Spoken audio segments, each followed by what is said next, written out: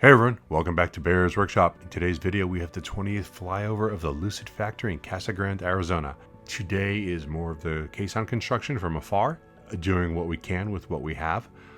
We do want to mention that Brian Cha on Twitter, we did not ask for this, but Brian has decided to support this channel by starting a GoFundMe for Bear's Workshop for the purchase of a drone that will be able to zoom in on the construction that is far off. We're hoping to upgrade the drone with the next release of the Mavic Pro 3 when it's released in the next month or two. And if you'd like to support the channel, please take a look at the GoFundMe link in the description below, or you can become a Patreon also with the links below.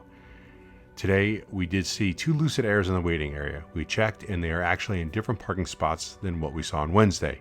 We did see one Air driving around on the road, so it's still a max of 3 cars that we've seen on any one visit. So do we think these are the same 3 cars, or do we think these are actual production cars that are getting shipped out as we've been told? I really would like to see more than 3 cars, but my thoughts are that each time we see a car in the lot, they are in different spots.